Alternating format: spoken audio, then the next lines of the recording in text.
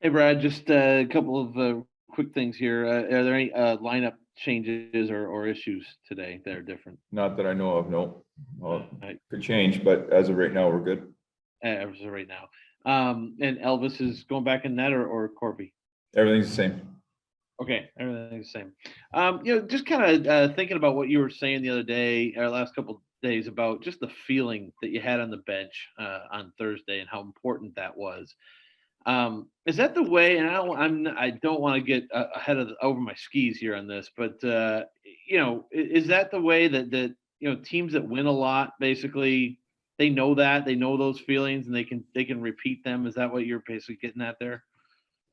Well, there's a feel when everybody's engaged and emotionally attached to the game, and you felt it right from the onset. I think they knew who we're playing, and it's a team that grabs your attention, much like the team we're facing tonight. That's the best record in hockey. They're scoring a ton. They don't give you much. They're a big, strong, fast team. So I don't think I'll have any problem getting my team's attention on who we're playing tonight.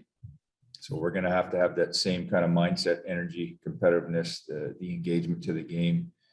Because if you don't, you will chase it all game long. They're too good a team not to be engaged. And so, yeah, that's something I wish I could just put in a bottle and put a cap on it and then unleash it before every game. But I think you probably get about 5 or 6 a year like that, where there's you go through the video and there's so many great clips from how we arrived, how we exited, how we defended, how we attacked off the rush, execution, all those things that you preach. And it wasn't perfect still. I mean, a team like Carolina, they're still fast.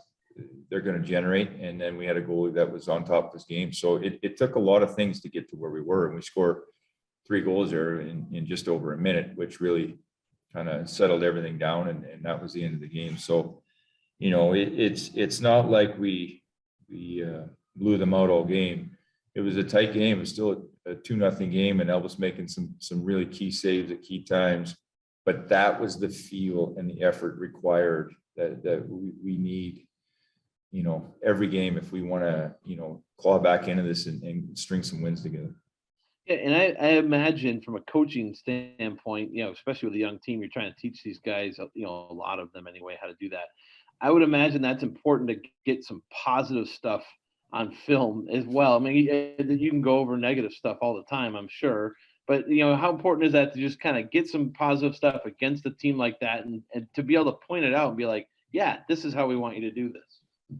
Yeah, they felt it. And there's this narrative that you show video, it's negative. It doesn't have to be negative. It's teaching opportunities. It's not why we show them to beat them down. If anything, all we're trying to do is help them, show them so that they can get better. It's all how you present it.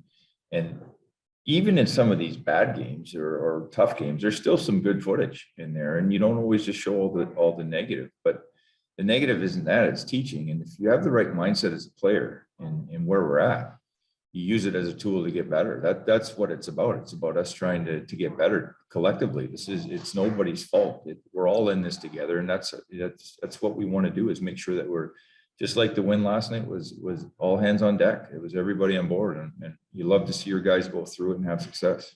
I know they all played really well on Thursday. Texier, he comes off the COVID thing, joins you guys on his own. I felt like he was all over the ice in that game. How nice was it to see, just the way that he was able to come back from the COVID thing, at least in the first game, and play that way? Instantly, you see his energy and his legs, right? And that's what we missed in the games he wasn't with us. He was arguably our best player for the last, for a good stretch of 5, maybe 6 weeks.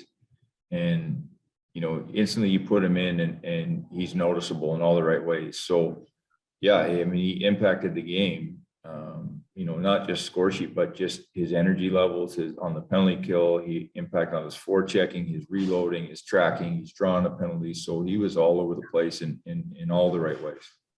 Last one I have for you is you go back to the first goal of last game with Bemstrom. We talk about his shot and how he scored goals in Sweden and all this and that. Was it nice to see him scrap for one? Well, he's in the right area to score, right? Don't look any further than number 38.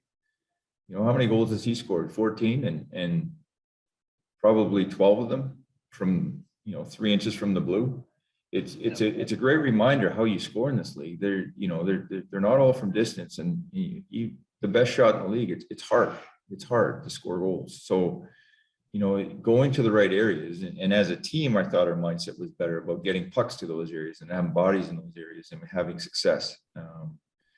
Digging some out and not just off the rush. And you're going to have to get your shoulders dirty a little bit and try and score from different areas. It was great to see that, from that goal, there was 3 opportunities right away. It was in there, and then it was 1, 2, and on the third whack, it's a great play by Bemmer, just quiet hands to get it from forehand to backhand there. But scoring in that area, tell you what, a scorer who scores, whether you score from 3 inches from the goal line or from 30 feet, still feels pretty good. And it's amazing how it changes your game right away, just the confidence level on one goal. Yeah, they all count the same. All right, thanks, Brad. I appreciate it. Okay, next we'll go to Dave Metzel. Go ahead, Dave. Brad, you obviously knew the challenge of seeing these 2 games back to back on the schedule. Now, having passed that first one, just as a coach, how anxious are you to see if you can replicate it and come back with that same kind of effort or even better tonight? Yeah, because we're going to need it, and we can't have one guy not on board. So, I'm curious. I'm curious to see if we can do it again. It's the consistency is one of the most important things. Now, and again, I'll go back to this. That game, a lot went right. Even when we had breakdowns, Elvis was there. It felt like our sticks were in the right spots when we were checking. Our execution was spot on. And it may not be as clean tonight. And, we're playing a really good team that are going to force you into some mistakes because of their size and pressure and their attack. So now it's going to be, how do you handle that? How are we going to be as competitive? Are we going to be able to slow it down in at the right time, in the right ways, and stick with it? And we might be down 2 right away. Can you stick with it? Do you stay within your structure? Do you stay competitive? Do you play with confidence? And we'll see. We'll see. We're going to be in for a fight here tonight, as we know. These guys scored. I think they're the 2nd highest scoring team in the league. How much of what you did in Carolina defensively set the tone there? And do you need to take that to another level, or how much do you need a similar effort against this team tonight? Well, I think we'll need another level tonight, no question. Carolina's potent offense, we know that, but we did a good job of keeping them on their toes or I should say keeping them on their heels and attacking them. Even when we had the 2-0 lead, we never talked once between periods about, being passive. It was about smart, aggressive, make sure, but we wanted that 3rd goal. We weren't going to sit on the 2-0 lead. We saw, how quickly that can change having a 4-0 lead against them. So you can't sit back, you can't, but you got to be smart. There's still time and score plays where at the blue lines, you can't force plays there that aren't there because they're just too dangerous in transition. So puck management is going to be a real important thing against them, and hopefully build through real strong shifts here early. Thanks, Brad. Next we'll go to Mark Scheig. Go ahead, Mark. Thank you, Glenn. Good morning, Brad. Just can you speak to the way that Gavrikov has grown as a leader on that blue line, especially with a lot of young D like that? Just how much of an influence has he had, and are they starting to kind of look to him as a mentor to help them develop? Yeah, I think he's finding his way. He's a real quiet leader, but the way he goes about his business as a defenseman is it's quite impressive when you watch him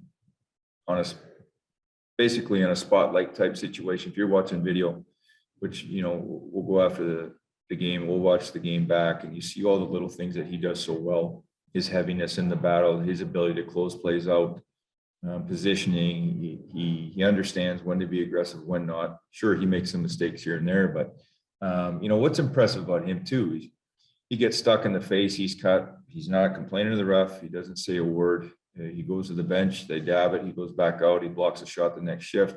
Game before, he takes a puck in the nose, not complaining, goes in.